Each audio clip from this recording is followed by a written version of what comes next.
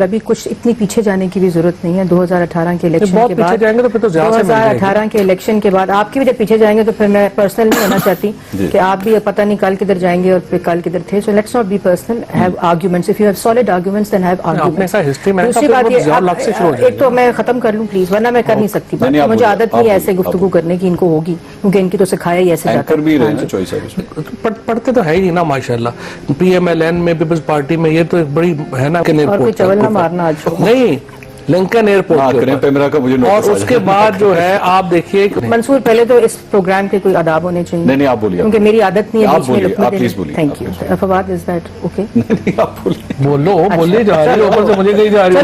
मैंने बीच में बोली, एक तो बोली जा रही है, आदत पूछ लो, अकल की बात ना सुनना, चाहे बात में हो चाहे एंड पे हो, सुन लिया करो। मैंने बोल लिया, लोग देख रहे हैं थोड़ी बहुत। चले दूसरी बात दूसरी बात ये कि इनसे ये पूछिए, ये बस ये गुफ्तगू है, कोई नैरेटिव नहीं है। और कारकर्दगी जो है, कारकर्दगी सिफर है, जिसकी वजह से ये एटीट्यूड है। सच कब बोला था? अभी गुफ्तगू चेक करें। आगे चलाऊं मंसूर के कहने का मतलब यह है कि आपने काफी। अस्सलाम वालेकुम नाजरीन, शायद मरियम औरंगजेब की किस्मत में जिल्लत ही जिल्लत लिखी हुई है। कभी लंदन में, कभी सऊदी अरब में और कभी पाकिस्तान में ये खातून जलीलो ख्वार होती दिखाई देती है और कसूर सारा इसका अपना ही होता है। लेकिन बाद में मरियम औरंगजेब और पूरी की पूरी नून लीग ये शोर मचाती है कि देखें जी, औरत को जलील किया जा रहा है। आज जो वीडियो आपको दिखाने जा रही हूँ, आप खुद देख लें। इसमें मरियम औरंगजेब की जुबान चेक करें कि किस तरह फवाद चौधरी को कह रही हैं कि हुन फेर कोई चवल ना मार दो। इसके बाद फिर फवाद चौधरी को कौन रोके? फवाद चौधरी ने मरियम औरंगजेब की ऐसी क्लास लगाई कि मरियम औरंगजेब को नानी याद करवा दी। क्या वाकई नवाज शरीफ साहब बीमार थे या नहीं थे? मरियम औरंगजेब साहब भी आज यहाँ पे मौजूद है, बड़ा क्लोजली उनकी बीमारी के दौरान वहां पे मौजूद भी थी, तीमारदारी करती थी, उनको सारी अपडेट्स पता है। देखिए बात यह है कि मेरा तो इशू नहीं है कि वो बीमार थे या नहीं थे, और यकीनी तौर के ऊपर अगर PMLN कह रही है, फैमिली कह रही है वो बीमार थे तो बीमार होंगे। अच्छा, मेरा पॉइंट ऑफ व्यू तो सिर्फ ये था कि अगर वो बीमार हैं तो उनके साथ वही सलूक करें ना जो बाकी बीमारों के साथ हो रहा है। ठीक है, सिर्फ इशू ये है कि आप जब बाहर भेजते हैं इस तरह से एक करके, एक सिंगल आउट करके, तो फिर जब आपका जो आर्टिकल 4 है, आर्टिकल 25 है, एक पाकिस्तान एक कानून, ये सारा नैरेटिव फिर आपका उसमें मुतासर होता है। अच्छा, सो मेरा तो पोजीशन जो थी वो कैबिनेट में भी यही थी, वो बाहर भी यही थी, और इसकी वजह से मुझे लगता है कि पाकिस्तान में नुकसान हुआ है। आपने कहा वो वापस नहीं आएंगे?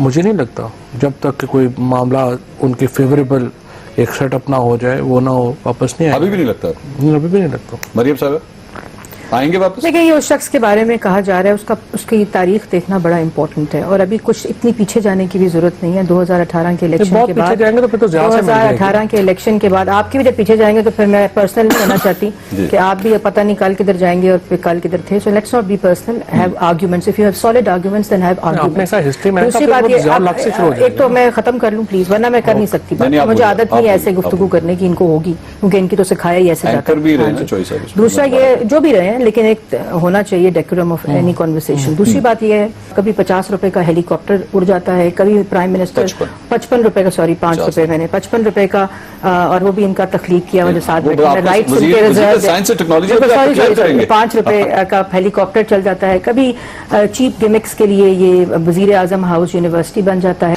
जो दो बातें इन्होंने की, एक तो 55 रुपए का हेलीकॉप्टर, मैं आपसे पढ़ते तो है ही ना माशाल्लाह। PMLN में पीपल्स पार्टी में ये तो एक बड़ी है ना। अभी आप देखिए उबर ने हेलीकॉप्टर सर्विस शुरू की है न्यूयॉर्क से लिंकन एयरपोर्ट। नहीं, लिंकन एयरपोर्ट। और उसके बाद जो है आप देखिए कि उस हेलीकॉप्टर की उन्होंने क्या प्राइस रखी है। उसकी उन्होंने $200 रखी है। आप उसको देख लें वो कितने का बनता है। इनका असल में प्रॉब्लम ये हो जाता है क्या, जो न्यूयॉर्क सिटी से एयरपोर्ट जो ट्रेवल है, अच्छा, उन्होंने $200 रखा है। अच्छा, उसका किराया। अच्छा, मैं ये कह रहा था कि जब हेलीकॉप्टर आपका अपना है, पायलट को आपने पैसे देने ही देने हैं, मेंटेनेंस आपका नहीं है, तो सिर्फ फ्यूल ही का खर्चा है ना। फ्यूल का खर्चा जो है वो इतना रुपया है। अब चूंकि उन्होंने जो है वो इसको एक ट्विस्ट देना होता है, इसी तरह से जो यूनिवर्सिटी है प्राइम मिनिस्टर हाउस की, प्राइम मिनिस्टर हाउस के पीछे एकड़ों में जमीन पड़ी हुई है। अगर आप उसको एक रिसर्च इंस्टीट्यूट बनाना चाह रहे हैं तो उसके ऊपर आप मतलब उसमें क्या बुराई है? मैं सिर्फ अभी फवाद ने जितनी बात की, एक तो फवाद को इकोनॉमी का पता भी नहीं, लेकिन बात हमेशा इकोनॉमी से शुरू करेंगे। अच्छा। और इन्होंने हमारी गवर्नमेंट की इनकॉम्पिटेंसी का जिक्र इकोनॉमी से स्टार्ट किया। कुछ मारूजात में आपके सामने रखूंगे, टाइम आपका शायद और टॉपिक्स हों, लेकिन बात सिर्फ ये, जब हम हुकूमत में थे और जब हमने बिल्कुल लिया, आप भी उनसे ले लेते तो आज मुल्क बेहतर होता।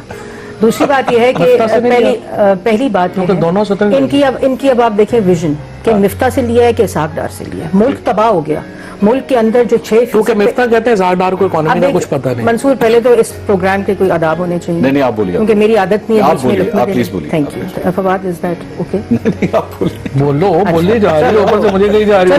मैंने बीच में बोली, एक तो बोली जा रही है, आदत से मजबूर तो फिर ऐसा होता है। अच्छा, पहली बात ये है कि हमने जब इकोनॉमी संभाली तो जो इन्फ्लेशन रेट्स और इनकी ढिटाई ये है कि ये इकोनॉमिक इंडिकेटर्स जो हैं, जो आप मीडिया ने भी हाईलाइट किए, उनको अपने ही 2-3 महीने और फिर हमारी पहले साल से कंपेयर करते हैं। अगर इकोनॉमिक्स पढ़ी हो तो उसका बेहतर इनको अदादो शुमार पता होने चाहिए। बात मुख्तसर इतनी है कि 5 साल ना बात करें, लोग आपको भूल जाए। मैं खत्म कर दूं एक एक करके।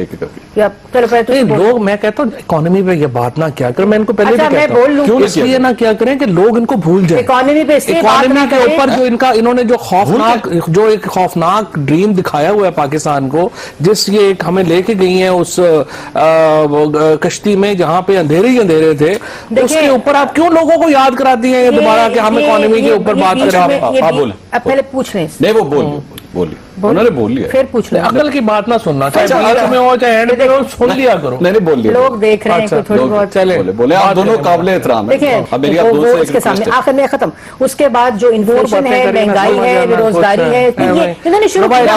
नहीं, इन्होंने शुरू की। Let me finish. ये नहीं हो सकता कि ये झूठ बोले, आवाम को गुमराह करे and I can let that go. इससे क्या दूसरी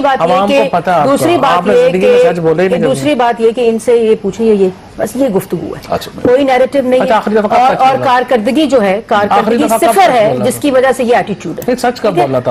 अभी गुफ्तगू चेक करें। दूसरी बात इकोनॉमिक, जो हमने भी IMF सर्विसिंग की, हमने IMF को रोल आउट किया, हमने IMF को खत्म किया। इन्होंने कहा खुदकुशी कर लेंगे, IMF नहीं जाएंगे। IMF जाकर पूरा IMF यहाँ रिक्रूट किया। खुद कह दिया हफीज शेख साहब ने कि हम लोगों ने जो स्टेट बैंक के गवर्नर लगाए, IMF के कैसे लगाए? नहीं ऐसे नहीं। क्यों ऐसे? क्योंकि पता है लोगों को झूठ बोल रहे हैं। झूठ आप बोल रहे हैं, झूठ आप बोल रहे हैं, और मुस्कुरा के झूठ बोलने की, और ये इस तरह की नहीं।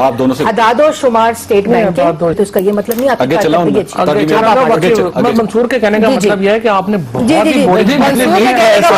आपने काफी अब आप चुप कर जाएं। मेरा क्वेश्चन ये है, अवाम की बात क्या करें? नाजरीन, चाहे मर्द हो या औरत, जो इज्जत करवाना चाहता है पहले दूसरे की इज्जत करे, फिर कोई आपकी इज्जत करेगा। मरियम औरंगजेब बदतमीजी करके खुद फवाद चौधरी से तमीज की उम्मीद रख रही थी, लेकिन फवाद चौधरी ने भी मरियम औरंगजेब को ऐसी औकात याद दिलाई कि मजा आ गया। असल में नून लीग के पास अवाम के सामने कहने को कोई बात नहीं है, क्योंकि ये हमेशा अपने दौरे हुकूमत में करप्शन के अलावा कुछ नहीं करते। और जब मीडिया पर इनकी कारकर्दगी और करप्शन के हवाले से सवालात उठाए जाते हैं तो सिवाय बदतमीजी के इनके पास कोई ऑप्शन मौजूद नहीं होता।